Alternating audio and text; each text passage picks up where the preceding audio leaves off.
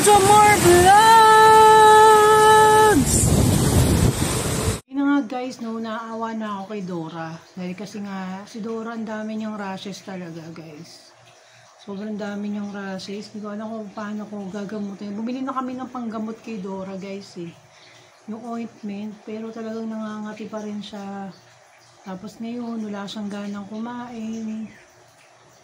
Hindi niya ininom yung Quantumin na binigay ko. So, tatry ko nga ngayon na painumin ulit ng Quantumin na malamig na tubig, guys. Yung papainom ko kay Dora na malamig.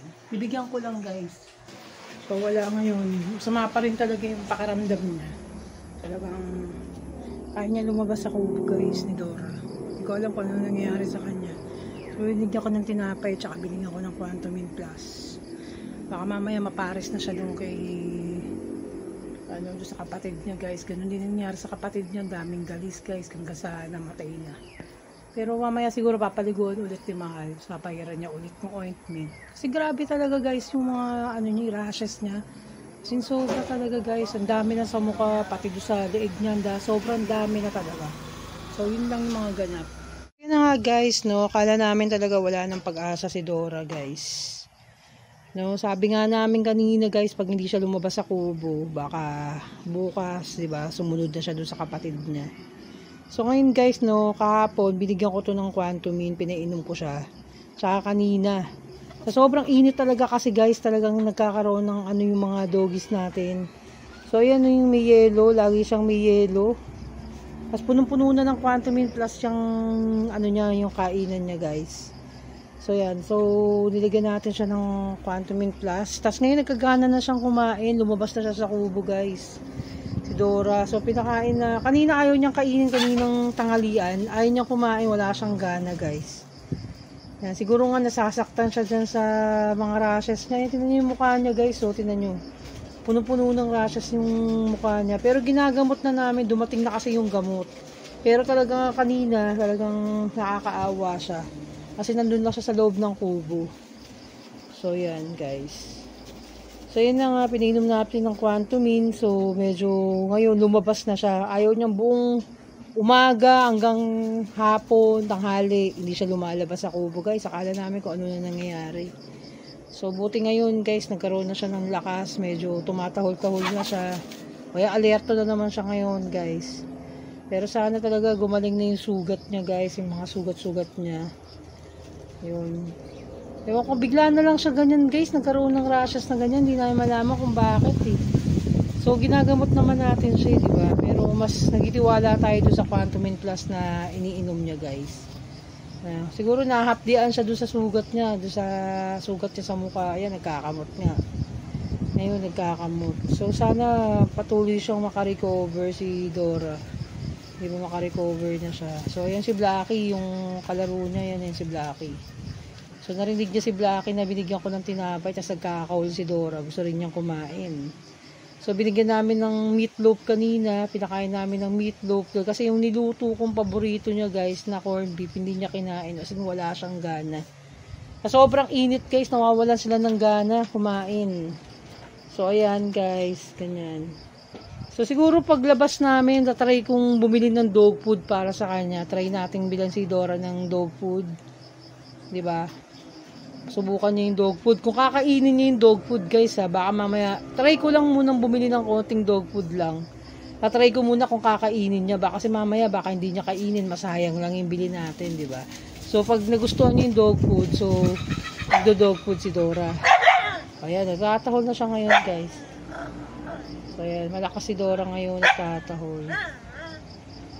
Ayan. Drink na water na ulit. Bilis. Drink na ulit the water. Oh, drink na ulit the water mo, Dora. Drink na ulit the tubig. Bilis. Inom na ulit the tubig mo. May yelo, oh. Tubig. Ayun, oh. Inom na ulit ng tubig si Dora. Bilis. Inom na. Para gumaling na yan. Bilis na inom na ulit. Dora. No, water. Ayun o, drink na yung water o. Ayun o. Water mo, bilis na. Hoy. Drink mo na yung water mo. Nara. Shh. Yung bread mo, di mo inubos o. May isa ka pa o. Dora. Saka na naman pupunta. Magkakamot ka na naman. Huwag na magkamot, be.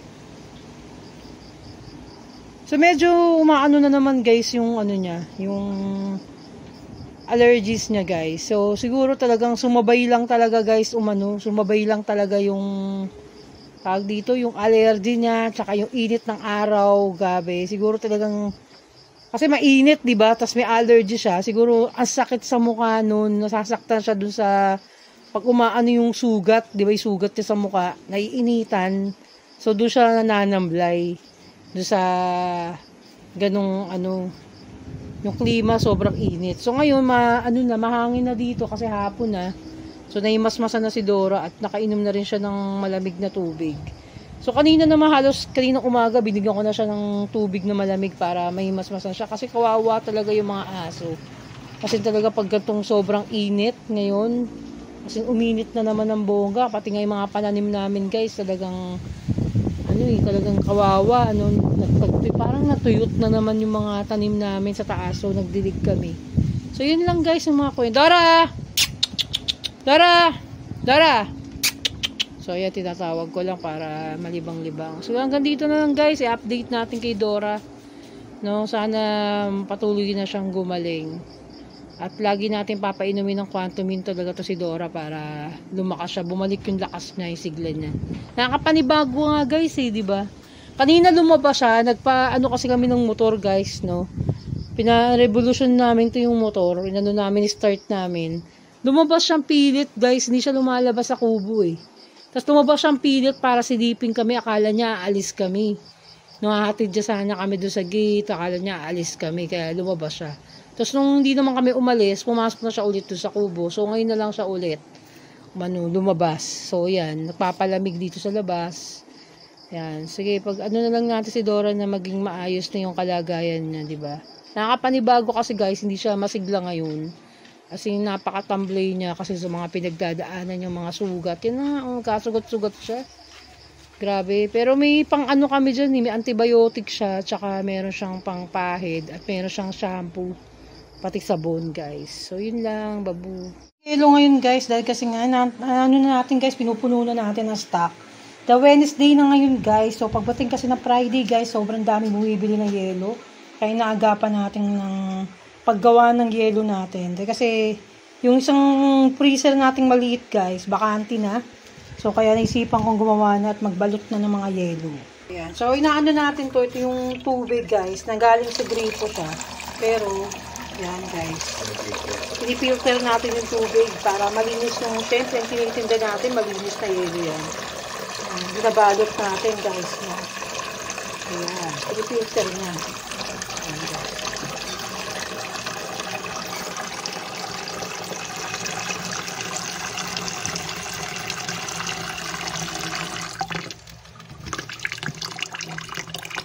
Pagka-filter niya, isasalin ko na siya dito sa container natin na transparent. Ang ating para babalot na natin yung yelo. Gamit kong plastic, guys, na sure. Kasi ito yung plastic, guys, na napakahusay na plastic nito sa paggawa ng yelo, guys. Matibay ito, guys. Hindi siya manipis, guys. So, yung isang gatong sure, siguro 40 pesos ang bili ko. Tama ba? At 25 pesos pala isang supot, isang pack 100 pieces na, guys. So, nag-stock na rin tayo ng mga gatong supot para hindi tayo bili ng bili. Dahil kasi nga, every 3 days, guys, gumagawa na tayo agad ng yelo. 2 to 3 days, gumagawa na tayo agad, no, ng yelo, guys. So, nagsimula lang kami sa yelo, guys, sa tindahan namin. Tapos, ice candy, yelo, ice candy. Tapos, yun na nga. So, nagdagdag na ako ng ibang paninda, ng mga cupcake, yung mga ganun. Tapos, nagkaroon na ng mga juice, mga chocolate drinks, diba? So, yan muna, guys. So, ito nga, guys, binabalot na natin yung yelo. So, ginaganyan natin, guys, para mabilis siyang masara. Ito lang, Diyan, hirap, guys. Sandali. Mahirap, guys. Pipiin natin ng ganun para masara natin ng maayos. Oh, diba? So, yan na, guys. Nakagawa na tayo. Oh, diba? Oh, umaano yan. Guys, so, 6 na yung nagawa natin. Pero kulang pa rin, guys. Kasi 8 lahat ang kailangan gawin. Na yellow kasi saktong-sakto yan dun sa kanan na side natin, dun sa freezer natin guys. Kasi yun yung part na yun, yung kanan, yun yung pinaka mabilis kasing makakagawa ng yellow guys. So ilang araw lang guys talagang gawa na siya. So yun na nga, di ba pinipilter natin ng tubig guys. Filter na naman tayo, kunin. So magbabalot tayo guys.